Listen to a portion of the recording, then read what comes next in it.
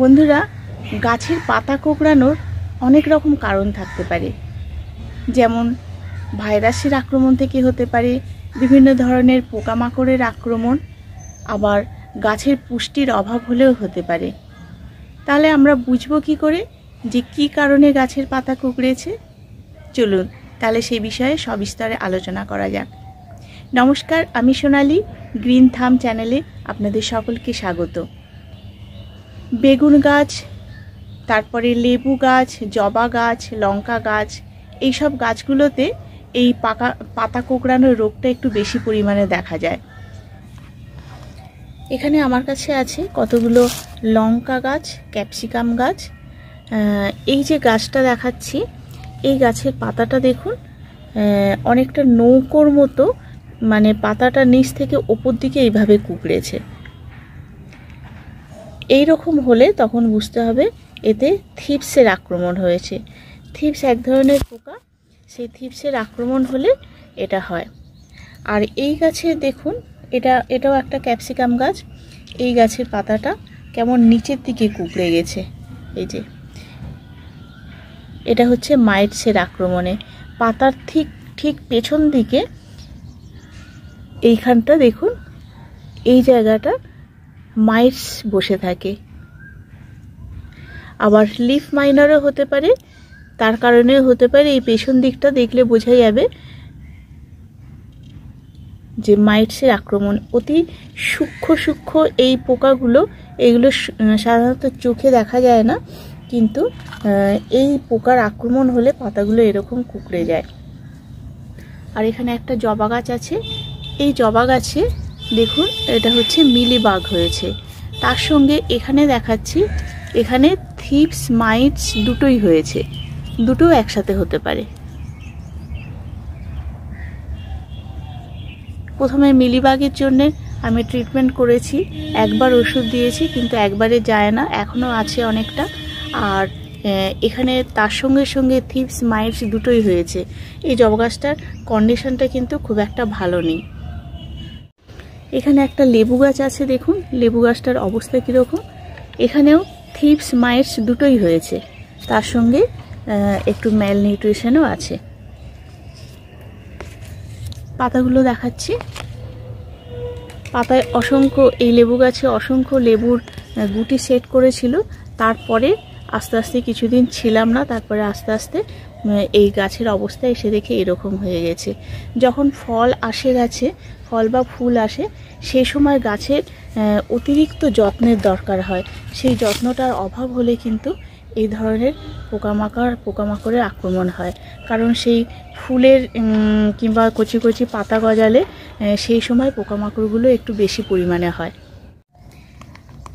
এছাড়া গাছে যদি নিউট্রিশনের অভাব হয়, সেক্ষেত্রেও কিন্তু গাছের পাতা কুঁকড়ে যায়।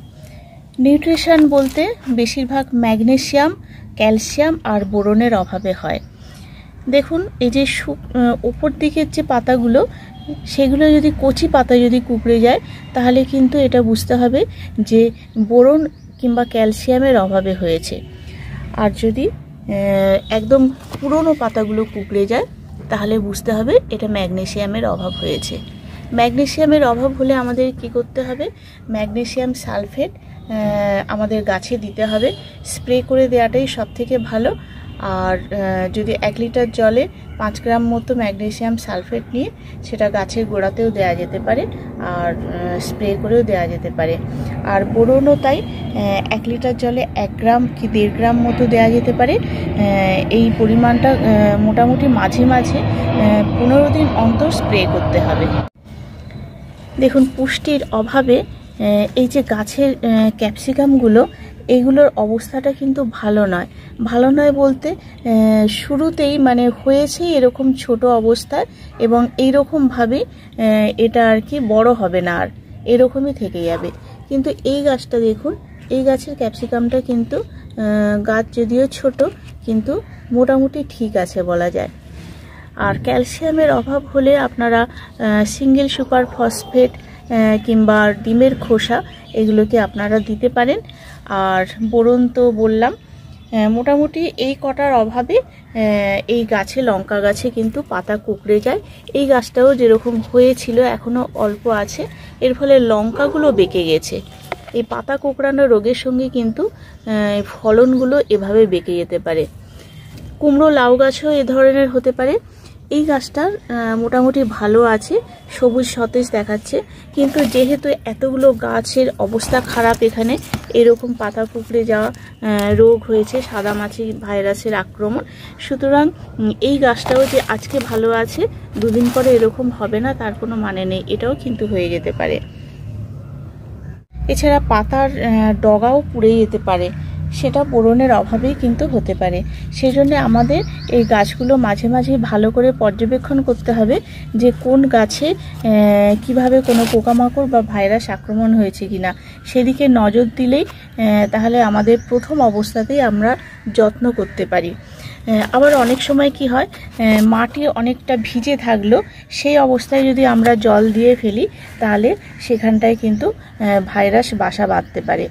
এই কয়েকটা বিষয় কিন্তু আমাদের নজর দিতে হবে, তাহলে আমরা আমাদের গাছপালাকে খুব ভালোভাবে যত্ন করতে পারবো। এবার বলি এর প্রতিকার কি। ভাইরাস মুক্ত গাছের চারা সংগ্রহ করতে হবে এবং ভাইরাস মুক্ত গাছ থেকে বীজ সংগ্রহ করতে হবে। 2 নম্বর হচ্ছে সাদামাছি নিয়ন্ত্রণের জন্য কোনো নাইলনের নেট বা জাল আমরা ব্যবহার করতে পারি। 3 নম্বর হচ্ছে কোঁকড়ানো পাতা, যেগুলো আমরা দেখতে পাচ্ছি এই যে পাতাগুলো কুঁকড়ে গেছে, সেগুলোকে আমাদের কেটে বাদ দিয়ে দিতে হবে, কারণ এই পাতাগুলো কিন্তু আর কোনো দিন সোজা হবে না, সেই জন্য এগুলো যতদূর সম্ভব কেটে বাদ দিতে হবে। আর এই যে পাতাগুলো আমি বাদ দিচ্ছি, এই পাতাগুলো কিন্তু এখানে আশেপাশে কোথাও রাখা যাবে না, এগুলো হয় পুড়িয়ে ফেলতে হবে, না হলে এগুলো কোনো মাটিতে পুঁতে ফেলতে পারলে ভালো হয়, কারণ এই ভাইরাসগুলো থেকে গেলে এর থেকে কিন্তু বাকি গাছগুলো সব কিন্তু আক্রমণ করতে পারে। আর 4 নম্বর হচ্ছে সাদামাছিকে দমন করার জন্য ইয়েলো ট্র্যাপ বা হলুদ ফাঁদ ব্যবহার করতে হবে, কারণ সাদামাছি হলুদের আকর্ষণে কিন্তু সেদিকেই যায়।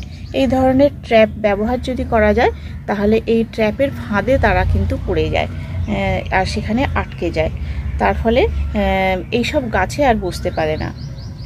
আর টবের গোড়ায় যদি কোনো আগাছা থাকে সেগুলো পরিষ্কার করে দিতে হবে, পরিষ্কার করে দিয়ে মাটি মাঝে মাঝে খুশিয়ে দিতে হবে, যাতে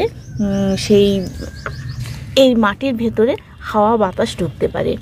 আর অন্য কোনো আগাছা থাকলে সেগুলোকে ভালো করে পরিষ্কার করে দিতে হবে। এগুলোর সাথে সাথেও আমাদের কিছু অন্য ব্যবস্থা নিতে হবে, কিছু ওষুধ দিতে হবে, কারণ যখন হয়ে যায় এই ধরনের ভাইরাস বা পোকামাকড়ের আক্রমণ তখন কিন্তু আমাদের কিছু করার থাকে না ওষুধ দেওয়া ছাড়া।